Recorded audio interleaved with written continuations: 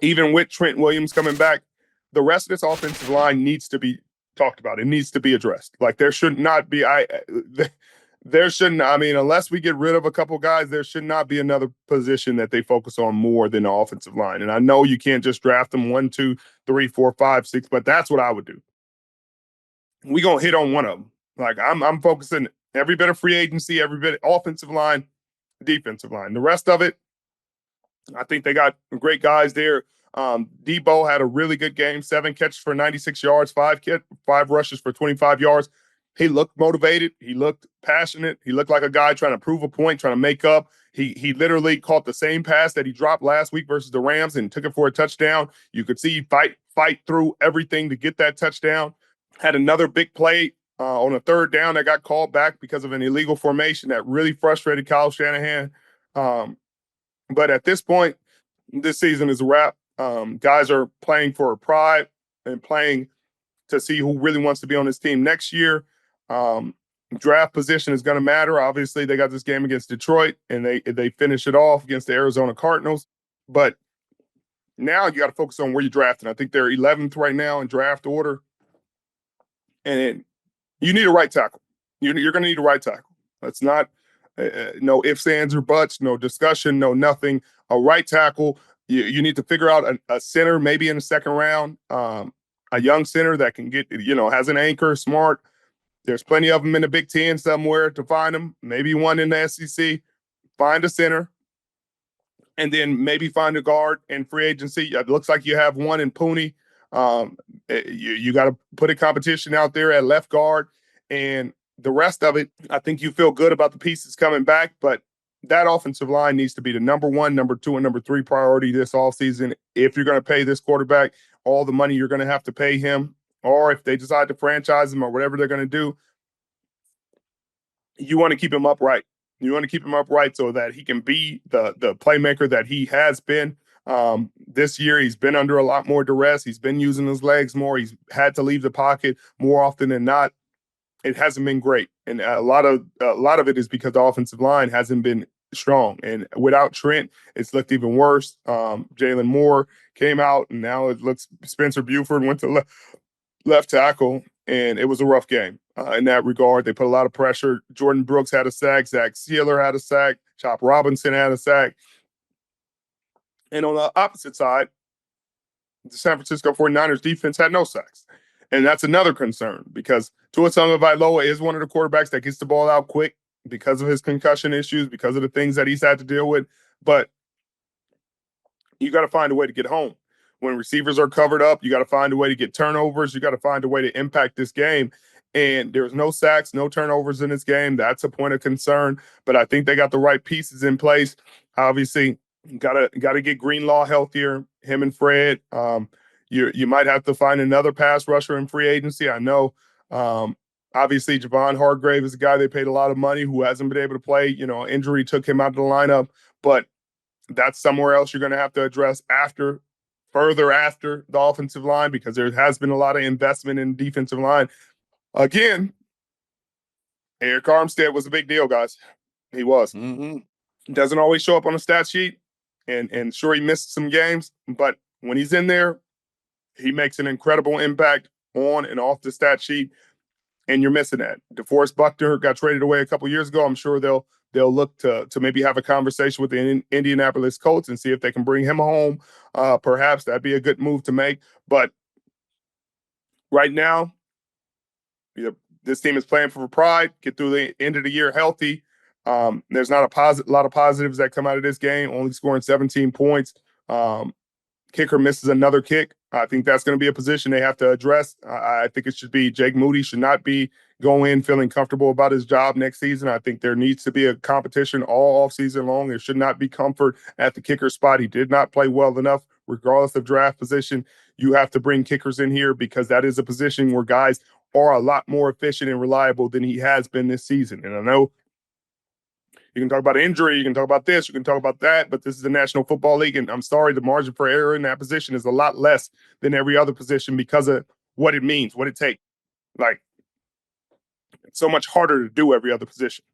Now, it's not saying kicker's an easy position, but there are guys that become kickers a few years before they come into the National Football League and do the job at a high level. There are very few other positions in the National Football League you can just kind of learn as you go, kick a few balls, and then become an NFL kicker. You're not becoming an NFL corner that way. You're not just coming, hey, I've never played sport, but let me get out here, cover a couple guys, and see what I got. Like, that position is going to need to be addressed because, again, in this game could have been a lot closer with a made kick. I think that changes the trajectory, changes the thinking during some of these drives.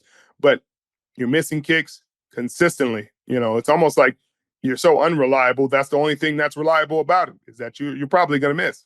And you don't want to have that. You don't want to have that mindset going in as a coach when you're kicking field goals. You don't want to feel like you have to go for it. And Kyle doesn't take that on and take that mentality on and just go for it every time. But if you have a more reliable kicker, some of these outcomes would be different. So that's something that they're going to have to address. Again, the 49ers host the Lions next week in a game that the Lions are highly motivated for. And I don't know if San Francisco is as motivated, but they'll have to go out there and deal with the Detroit Lions. The Detroit Lions got something on their minds. They do. And you talked about playing for pride, Richard. That's what the San Francisco 49ers are playing for, is pride. And I asked them to play for one pride, my Detroit Lions. Let's play for one pride here. And let's help the Detroit Lions secure that one seed in the NFC. Richard, you can't fault the 49ers for drafting Jake Moody. He was a stud at U of M. But you do have to question John Lynch's deciding to draft him in the third round, especially if you give up so much draft capital to move up and get Trey Lance, which has proven to be one of the bigger blunders in recent NFL, history here. Richard, I don't mean to put you on the spot, but in my role here, I got to put you on the spot. If you're John Lynch, how do you handle this Brock Purdy situation in the offseason? Because this is a turning point of this franchise, whether you want it to be or not. You pay the man, you franchise him. You have so many other positions of need at this point. The championship window is not closed in San Francisco. We've already talked about that. But the big question is Brock Purdy. Richard Sherman, put your GM hat on. How do you handle the Brock Purdy situation in San Francisco this offseason? Well, they're gonna pay him. We pay him. You obviously are gonna have to make some other decisions. Probably restructure Fred, extend him, something along those lines. Same thing with George. Guys that you want here, guys that do things the right way. I hope people don't take that the wrong way. Restructure doesn't mean take money away or less money or anything like that. It will likely mean an extension and longer contracts for these guys, pushing their money out further, which will make their cap hits less for this year, which will change the way that you either make them less for this year or make them more for this year, so that Brock's hits can be bigger later on. You figure out what the number is with Brock. Obviously, there's going to be a lot of guaranteed money in this deal. I hear people talking about the 3 for 100 that I think Kirk signed, or who signed the 3 for? Baker Mayfield signed. It's not going to be anything like that. And I don't think Sam Darnold is going to be anything like that. I don't think Sam Darnold signs for anything less than $150 million. But that's just me. And I definitely don't think Brock Purdy signs for anything less than $150 million guaranteed. That'll probably be low end of it. I think they'll make a decision about Javon Hargrave, what they want to do there, whether there's a salary reduction or a cut, depending on what the number looks like, the June 1st option. I think they'll look to either extend or renegotiate Charvarius Ward. There's a number of things they can do to get the money where it needs to be to have availability. This is not again, the people talk about the window being closed. It's nowhere near closed. And that's why they've managed it the way they have. That's why they structured these things the way they have. And I'm sure they'll leave themselves room to maneuver going forward. Obviously, Debo has another year on his contract. Brandon Ayuk will come back, hopefully healthy next season. You just extended Christian McCaffrey, so I think they'll leave that there. But I think, again, offensive line will be the thing that they focus on this offseason. Like, it has to be through both free agency and the draft. You have to address that, and you have to address it in a big way. You can't just be like, hey, we're just going to put guys out there and whoever. You need talented guys out there. It hasn't been good enough at the center position. It hasn't been good enough at the right tackle position. Hasn't been necessarily good enough at the left guard. The right guard showed promise especially early on in the season. Showed that he could be a really capable player. Obviously, it's his first year. We expect him to be better next year, and you expect things to get better with time. But the rest of the positions need to be addressed in a big way, and you have to find a way to do that young. You have to find some young guys to get it done. That's how you continue to keep this championship window open. I know everybody wants to sit there and jump off the deep end and say, the window's closed, all is lost. It's not. It's not. These guys are a really talented team still. It's just been a bad year and a bad offensive line. They're going to make some changes. They're going to get healthier, and they're going to go in next year with a different hunger and a different mentality, and you're going to see a different team. And I expect this team to be a team that competes next year for the Super Bowl, competes to be at the top of this division. Obviously, this division is still up for grabs. If the Rams win next week against Arizona, I think that pretty much locks it up for them, regardless of what happens in Seattle, but against the Seattle Seahawks at the end of the year. But that's a story for a different day. But I don't think this window is closed. I think this is still a really talented team. I think they needed a reset. I think a lot of things have been weighing on them. A lot of the contract issues earlier in the season, a lot of the things coming in with holdouts multiple years in a row, deep playoff runs every single season, disappointment, hurt, frustration. These are humans. And so a reset, a good, stern, understanding, man-to-man conversations happening in this locker room. I think this team comes back with a renewed vigor, a renewed intensity, and ready to compete. And I think John Lynch will say the same thing. I think Kyle Shanahan will say the same thing.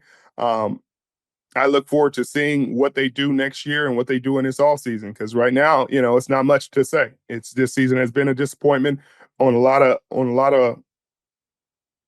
levels. I'm sure by both the staff, the fans, the players. Nobody expected this, but I don't think this is a reflection of how this is going to be or what the future is going to hold. You got to remember, this will be the first year in a number of years that this team isn't in an NFC championship game or a Super Bowl. So give them a break. It happens. Like you said, this roster is littered with Pro Bowl veterans. And once they get healthy, the San Francisco 49ers are still going to be a championship caliber team.